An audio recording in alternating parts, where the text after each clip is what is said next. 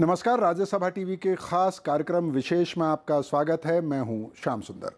Supreme court ने कुछ दिन पहले ये कहा था कि दहेज उत्पीड़न से जुड़े मामलों में सीधे गिरफ्तारी पर रोक लगाई जानी चाहिए, लेकिन बुधवार को कोर्ट इस फैसले की समीक्षा के लिए तैयार हो गया है। इस मामले में जब पुनर्विचार याचिका दायर की गई तो कोर्ट ने माना कि 3 सदस्यों वाली बेंच का पुराना फैसला पूरी तरह से ठीक नहीं है और इस पर आगे विचार किया जा सकता है। इससे पहले राजेश शर्मा बनाम यूपी सरकार मामले में सुनवाई के बाद कोर्ट ने कहा था कि आरोपियों की तुरंत गिरफ्तारी आईपीसी की धारा 498A का दुरुपयोग है। सुप्रीम कोर्ट ने इस तरह के मामलों में गिरफ्तारी से पहले पड़ताल के निर्देश दिए थे। समीक्षा के लिए कोर्ट तैयार तो हो गया है, लेकिन इसकी सुनवाई अभी बाकी है। विशेष में हम आज आपको बताएंगे क्या है पूरा मामला, साथ ही ये भी बताएंगे दहेज को लेकर देश में कौन कौन से कानून हैं और 498A आखिर क्या है। साथ ही हम बताएंगे कि कानून में क्या है कमजोरी और हर साल दहेज के चलते कितने लोगों को गंवानी पड़ती है जान। तो आइए शुरू करते हैं आज का विशेष।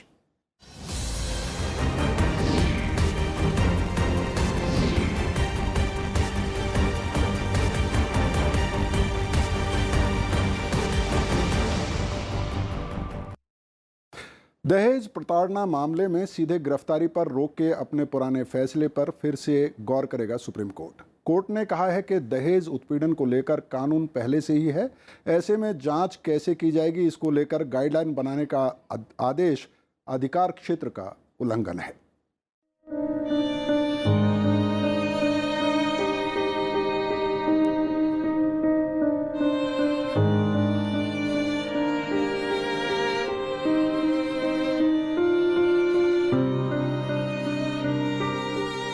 दहेज उत्पीड़न कानून एक बार फिर चर्चा में है। सुप्रीम कोर्ट ने आईपीसी की धारा 498 के तहत होने वाली तुरंत गिरफ्तारी पर रोक लगाने के अपने पुराने फैसले पर पुनर्विचार करने की बात कही है। सुप्रीम कोर्ट जनवरी के तीसरे हफ्ते में इस मामले पर सुनवाई करेगा। सुप्रीम कोर्ट की 3 सदस्यीय पीठ ने कहा है कि हर मामले को अलग अलग तरीके से देखा जाना चाहिए। कोर्ट ने माना कि सब मामलों की प्रकृति समान नहीं होती है, इसलिए एक समान गाइडलाइंस नहीं होनी चाहिए। इस मामले में 2 अलग अलग गैर सरकारी संगठनों ने याचिका दायर कर सुप्रीम कोर्ट से अपने पुराने फैसले पर पुनर्विचार करने को कहा था। अब ये जो मैटर आई सुप्रीम कोर्ट 3 जजेस के सामने, ये 2 जजेस का था और ये बड़े छोटे से पहलू पे आई कि ये जो कमिटी बननी चाहिए उसमें लेडीज भी होनी चाहिए। इस बेंच ने जो 3 जजेस है, इन्होंने कहा कि हम इसमें जो गाइडलाइंस बनी है हम उन्हीं से ही नहीं एग्री करते, क्योंकि ये लेजिस्लेचर के फील्ड को इंक्रोच कर रही है। इससे पहले 28 जुलाई को राजेश शर्मा बनाम उत्तर प्रदेश सरकार मामले में सुप्रीम कोर्ट की 2 सदस्यीय पीठ ने इस पर गाइडलाइंस बनाने के निर्देश दिए थे।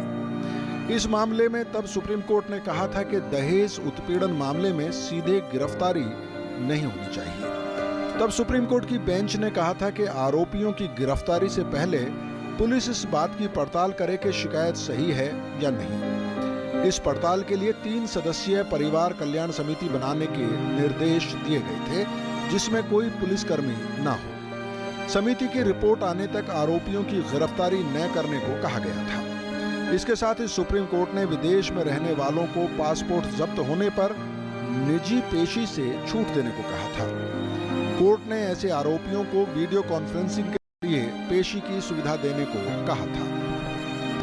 इसी साल की 27 जुलाई को Rajesh Sharma versus state of UP में, जिसमें सुप्रीम कोर्ट ने कि एक डिवीज़न बेंच ने यानी 2 जजों की एक पीठ ने एक फैसला दिया जिसमें कि एक सीरीज ऑफ गाइडलाइंस इशू की गई सेक्शन 498A ऑफ आईपीसी के इम्प्लीमेंटेशन के मुताबिक। उसमें एक सबसे इम्पॉर्टेंट गाइडलाइन थी, जिसका जो पहलू है वो ये है कि हर डिस्ट्रिक्ट में एक फैमिली वेलफेयर कमिटीज़ को कॉन्स्टिट्यूट किया जाए, जिसका काम ये होगा कि पहले वो एक हर तरह से अपने आप को सेटिस्फाई कर ले कि प्राइमा फेसाई कहीं कोई केस बन रहा है कि नहीं बन रहा है। सुप्रीम कोर्ट ने ये दिशा निर्देश जारी करते हुए कहा था कि ये कदम आईपीसी की धारा 498A के दुरुपयोग को रोकने के लिए उठाया गया है। इस पर कई सामाजिक संगठनों और महिला समूहों ने ऐतराज जताया।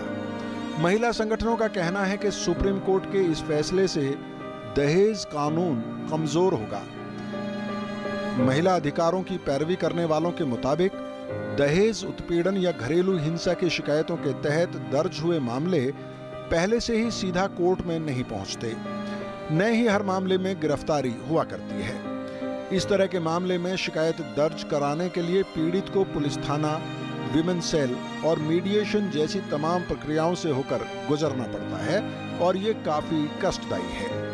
महिला संगठनों का दावा है कि इस तरह के गाइडलाइन की वजह से महिलाओं पर अत्याचार का सिलसिला कभी खत्म नहीं होगा और 498A अपनी प्रासंगिकता खो देगा। उसमें जो भी एक कंप्लेंट अगर आएगी सेक्शन 498A आईपीसी में क्रुएल्टी से रिलेटेड, तो उसमें उस कमेटी का काम ये था, फैमिली वेलफेयर कमेटी का, कि वो पॉसिबली अगर ऐसा हो सके तो सारी पार्टीज़ को एक साथ बैठा करके एक बार अपने बातचीत कर ले। दहेज पूरे तरह से ख़त्म हो सकता है, कानून से नहीं हो सकता। ये तो कॉन्शियसनेस होनी चाहिए। हर फैमिली में लड़का भी है, लड़की भी है। अगर जिसकी लड़की है वो अपना जब लड़का ब्याहने लगे तो उसी तरह सोचे, ना डिमांड की जाए ना डिमांड को एक्सीड किया जाए। तो एक सोशल रिफॉर्मेशन की ज़रूरत है। सुप्रीम कोर्ट के फैसले के खिलाफ कुछ संगठनों ने सुप्रीम कोर्ट में पुनर्विचार के लिए याचिका दायर की। इस मामले की सुनवाई के दौरान मुख्य न्यायाधीश ने माना कि दहेज उत्पीड़न के मामले में डिवीजन बेंच का आदेश सही नहीं है। कोर्ट ने सवाल उठाया कि इस मामले में सक्षम कानून के रहते अलग गाइडलाइंस कैसे बनाई जा सकती हैं। न्यायालय ने कहा कि ऐसा करना अधिकार क्षेत्र का उल्लंघन है। कोर्ट के मुताबिक दहेज उत्पीड़न के मामले में जांच कैसे की जाए, कानून के मुताबिक ये अधिकार जांच एजेंसी का है। हालांकि ये न्यायालय का अंतिम फैसला नहीं है। मोहम्मद फातेह टीपू के साथ जैगम मुर्तजा, राज्यसभा टीवी। दहेज के खिलाफ भले ही कड़े कानून बन गए हों, लेकिन ये आज भी देश के कई हिस्सों में बड़ी समस्या बनी है। हर साल दहेज के हजारों मामले दर्ज होते हैं। कई मामलों में तो लोगों को जान तक गंवानी पड़ जाती है।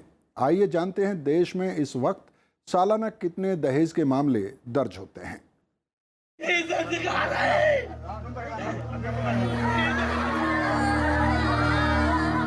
शादी के चंद महीने के बाद मातम के ये दृश्य देश के हर हिस्से में देखे गए होंगे। देश में हर साल सिर्फ दहेज के चलते हजारों लोगों की जानें जाती हैं। बीते 5 बरस के आंकड़ों पर नजर दौड़ाएं तो खौफनाक तस्वीर सामने आती है। सन 2010 में 8,391, 2011 में 8,618, 2012 में 8,233, 2013 में 8,083 और 2014 में 8,455 लोगों की मौत सिर्फ दहेज के चलते हुई। यानी हर बरस दहेज के चलते होने वाली मौत का आंकड़ा लगभग समान है। 2010 के बाद से कोई साल नहीं गुजरा जब 8,000 लोगों ने इसके चलते जानें न गंवाई हो। पहली बार 2015 में यह आंकड़ा 8,000 के नीचे आया। इस साल देश भर में 7,634 लोगों की मौत का कारण दहेज बना। जब ये मैसेज टॉप से आएगा तो आम आदमी, आम जनता को भी ये महसूस होगा कि इस तरह की जो चीज़ें हैं वो समाज में कुरीतियों को जन्म देती हैं।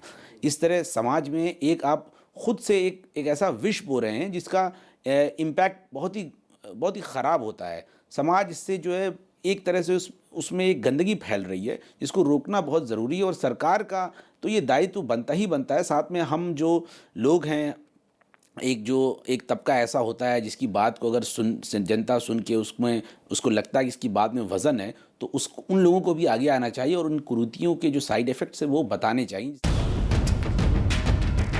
अगर राष्ट्रीय अपराध रिकॉर्ड ब्यूरो की सालाना रिपोर्ट को देखा जाए तो ये साफ लगेगा कि दहेज के मामले कुछ राज्यों में ज्यादा दर्ज होते हैं, जबकि कई ऐसे राज्य हैं जहां दहेज का चलन लगभग खत्म हो चुका है। 2015 में दहेज के चलते मौत के सबसे ज्यादा 2,335 मामले उत्तर प्रदेश में दर्ज हुए, बिहार में 1,154, मध्य प्रदेश में 664, पश्चिम बंगाल में 498, राजस्थान में 463, उड़ीसा में 356 और महाराष्ट्र में 268 मामले दर्ज हुए। हालांकि कई राज्य ऐसे भी हैं जहां दहेज के चलते मौत का एक भी मामला सामने नहीं आया। इनमें अरुणाचल प्रदेश, गोवा, मणिपुर, मिजोरम, नागालैंड, अंडमान और निकोबार, दमनदीव और लक्षद्वीप शामिल हैं। यानी हिंदी प्रदेश में दहेज का सबसे ज्यादा बोलबाला है, जबकि पूर्वोत्तर राज्यों को इस मामले में सबसे बढ़िया कहा जा सकता है।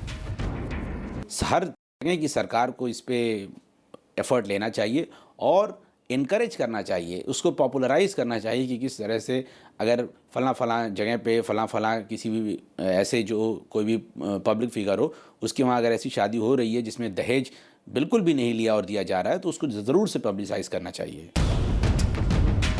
जिन राज्यों में दहेज के लगातार मामले दर्ज हो रहे हैं, वहां जमाने से सरकार इसके प्रति जागरूकता अभियान चला रही है, लेकिन मामले कम नहीं हो रहे।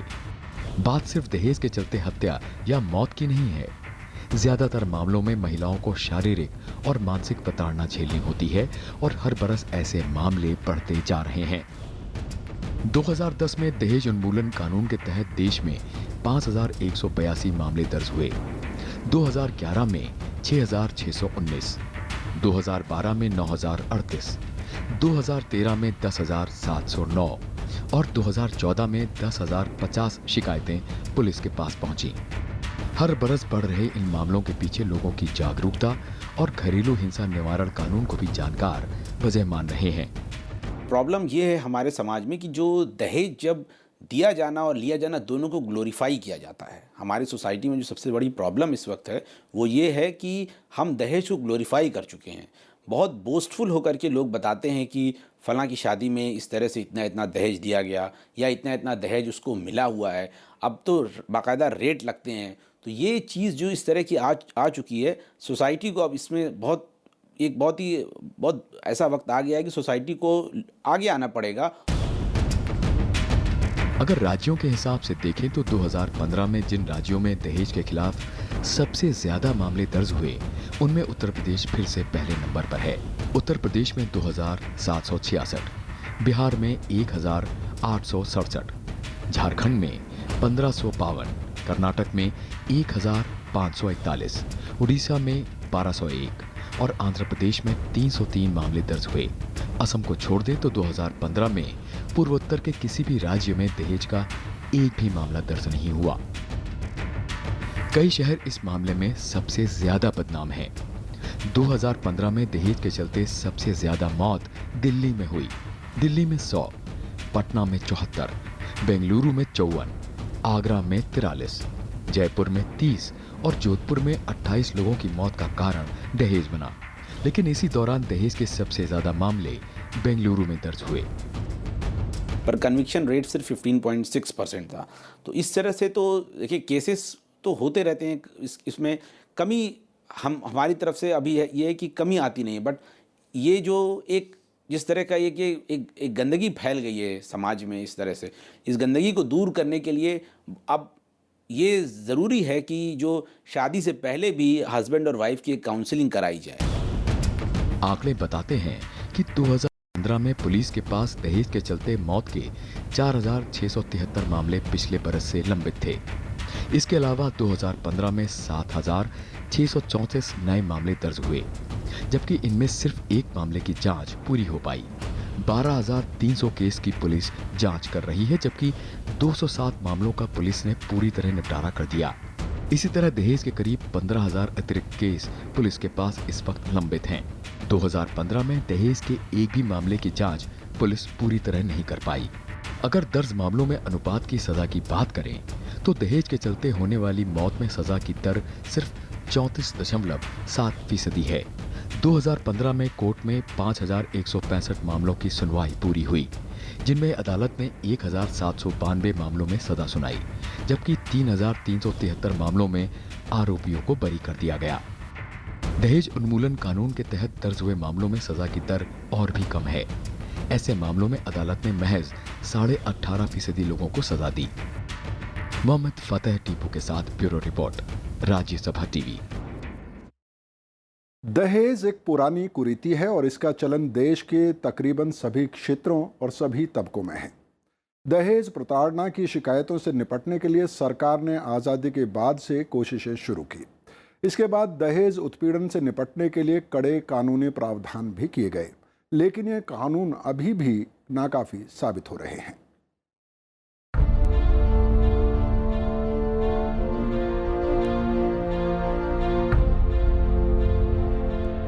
आजादी के बाद सामाजिक कुरीतियों से निपटने के लिए सरकार ने तमाम कानून बनाए।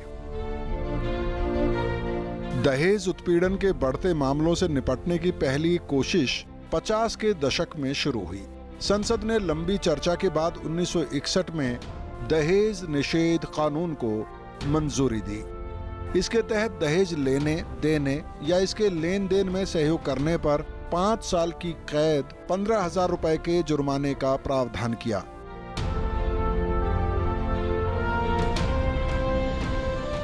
(1961) के कानून में शादी के एवज में चल अचल संपत्ति देने या देने पर सहमति जताने को दहेज माना गया। इसमें वैल्यूएबल सुरक्षा को भी शामिल किया गया। जमीन का मालिकाना हक दूसरे को देने या ऐसा ही कोई और कानूनी दस्तावेज सौंपने को भी दहेज के दायरे में रखा गया। इस अधिनियम में शादी के लिए दहेज की मांग करने वाला विज्ञापन देने पर भी दंड का प्रावधान है।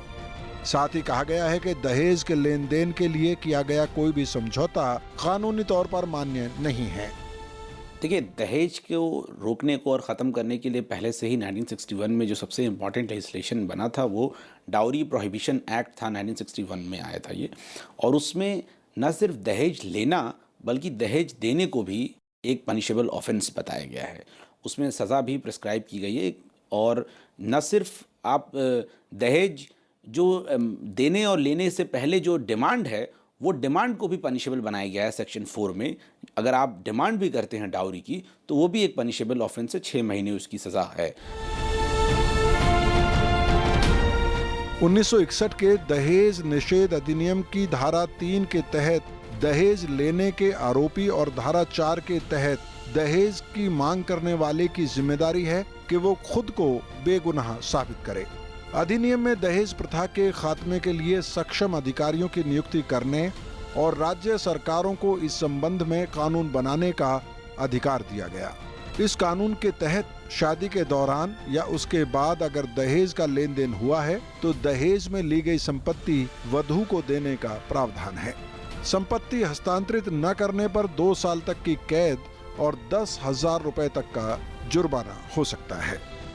तो जब तक लोगों की कॉन्शियसनेस उस लेवल पे नहीं आएगी कि दहेज मांगना एक बड़ी गलत चीज़ है, तब तक ये नहीं आएगा। इस केस में जिसमें ये गाइडलाइंस बनी उसमें गाड़ी मांगी गई, 3 लाख डाउरी मांगी गई। सो मेरा मतलब ये लालच क्यों करते हो, और ये ऐसी चीज़ें हैं कि जो कि सारा उम्र निभ नहीं सकती। 1961 के कानून के तहत दहेज से जुड़े अपराधों के मामले की सुनवाई मेट्रोपॉलिटन मजिस्ट्रेट, प्रथम श्रेणी के न्यायिक मजिस्ट्रेट, जिला सेशन कोर्ट या उससे ऊपर के न्यायालय में ही हो सकती है। कानून की धारा 8A के तहत आपराधिक घटना के 1 साल के अंदर शिकायत की गई हो तो कोर्ट पुलिस रिपोर्ट या पीड़ित की शिकायत पर अपराध का संज्ञान ले सकता है। 1985 में इस कानून में संशोधन कर जोड़ा गया कि शादी के समय दिए गए उपहारों की सूची अनिवार्य तौर पर बनाई जाए। इस सूची की वर पक्ष से पावती लेने की बात भी कही गई, जिस पर दुल्हा और दुल्हन दोनों हस्ताक्षर करें।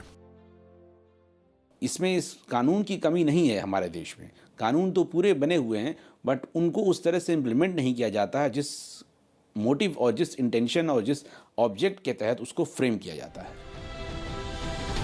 हिमाचल प्रदेश और पंजाब जैसे कुछ राज्यों ने 1976 में 1961 के अधिनियम में संशोधन करके खंड 4 में कुछ नए प्रावधान शामिल किए। इसमें सगाई, मिलनी, विवाह आदि के उपलक्ष्य पर शगुन के रूप में दी जाने वाली रकम को 11 रुपए तक सीमित किया गया। साथ ही बारात में 25 से अधिक लोगों को ले जाने पर कानूनी रोक लगाई गई। हालांकि इसमें बाजे वाले और अवयस्क शामिल नहीं किए गए। इसका उल्लंघन करने वाले किसी भी व्यक्ति को 6 माह की कैद अथवा 5,000 रुपए तक जुर्माना या फिर दोनों से दंडित किए जाने का प्रावधान रखा गया। सेक्शन 498A आईपीसी को जोड़ा गया था 1983 में इंडियन पीनल कोड, और उसका जो मुख्य उद्देश्य था वो ये था कि जो भी महिला के साथ जो जिस तरह से डाउरी को लेकर के जिस तरह से क्रुएल्टी या क्रूरता की जाती है, उसको रोकने के लिए उसमें हस्बैंड और हस्बैंड के कोई भी रिलेटिव अगर उस महिला को इस तरह से प्रताड़ना करते हैं जिससे कि सुसाइडल टेंडेंसी आने की आशंका हो या उसकी लाइफ लिम पर कोई भी ऐसा चोट का खतरा हो, तो उसको एक पनिशेबल ऑफेंस बनाया गया है।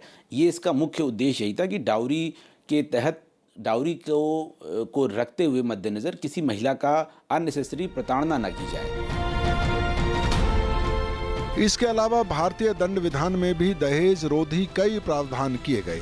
शादी के 7 साल के अंदर अगर लड़की की चोट या आग लगने या संदेहास्पद परिस्थिति में मौत हो जाए या फिर उत्पीड़न की वजह से लड़की जान दे दे, तो धारा 304B के तहत आरोपियों को 7 साल तक की सजा का प्रावधान है। ससुराल वाले लड़की का स्त्री धन उसे सौंपने से मना करते हैं तो धारा 406 के तहत ससुराल वालों के लिए 3 साल की कैद या जुर्माना या फिर दोनों हो सकते हैं। धारा 498A के तहत संपत्ति अथवा कीमती वस्तुओं के लिए असंवैधानिक मांग के लिए पति और उसके परिजनों को 3 साल तक की कैद या जुर्माना या दोनों का प्रावधान है। 498A के अंतर्गत मामला दर्ज होने पर सभी आरोपियों की तुरंत गिरफ्तारी की बात कही गई है। हालांकि ये सब कानून देखने में काफी सख्त नजर आते हैं, लेकिन ये दहेज की समस्या खत्म कर पाने में नाकाम रहे। उल्टा कानूनी पेचीदगियों की वजह से सही मामलों में पीड़ित को आसानी से न्याय नहीं मिल पाता। मोहम्मद फातेह टीपू के साथ जैगम मुर्तजा, राज्यसभा टीवी। दहेज कानून को लेकर जानकार कई तरह की राय रखते हैं। कुछ लोगों को लगता है कि ये कानून आरोपियों को लेकर बेहद सख्त है, जबकि कुछ लोगों का मानना है कि कानून बनने के बाद भी दहेज के मामले कम नहीं हो रहे हैं। कानून की तरह तरह की व्याख्याएं भी पेश की जा रही हैं। यही वजह है कि सुप्रीम कोर्ट ने इस पर दिए गए पुराने फैसले की समीक्षा की बात कही है। दहेज के खिलाफ बने कानून में कई बड़े प्रावधान किए गए हैं। कई बार ऐसे आरोप लगे कि इसमें आरोपियों को बेवजह फंसाया गया है। कानून के कुछ बिंदुओं को लेकर कई बार आपत्तियां भी जताई गई। कानून में 1984 और 1986 में किए गए संशोधन में ये प्रावधान किया गया कि अगर पीड़ित पक्ष शिकायत नहीं भी करता है, तब भी पुलिस रिपोर्ट के आधार पर कोर्ट इसका स्वतः संज्ञान ले सकता है। इसमें खुद को निर्दोष साबित करने का बोझ आरोपी पर होता है। यानी अगर किसी ने शिकायत कर दी तो आरोपी को अदालत में ये बताना पड़ेगा कि आरोप गलत हैं। ऐसे मामलों में फंसे लोगों ने कई बार इन प्रावधानों को खत्म करने की अपील की। मेन चीज़ तो 498 में है कि डाउरी नहीं होनी चाहिए, जो होए तो उसको कॉग्निजेबल ऑफेंस बनाइए, लोगों को आप अरेस्ट करिए, इन्वेस्टिगेट करिए। ये तो प्रावधान है, बट प्रैक्टिकलिटी में देखा गया है कि लेडी जब गुस्से में आते हैं डाउरी में लड़कियों की फैमिली, तो वो नॉट ओनली लड़के को इन्वॉल्व करती है, सारे के सारे परिवार वालों को भी कर लेती है। हालांकि मामला कड़े प्रावधानों तक सीमित नहीं है, बल्कि दहेज कानून को और ज्यादा मजबूत बनाने की भी वकालत हो रही है। जानकारों का मानना है कि इस कानून में कई ऐसे छेद हैं जिसके चलते दहेज प्रथा खत्म नहीं हो रही है।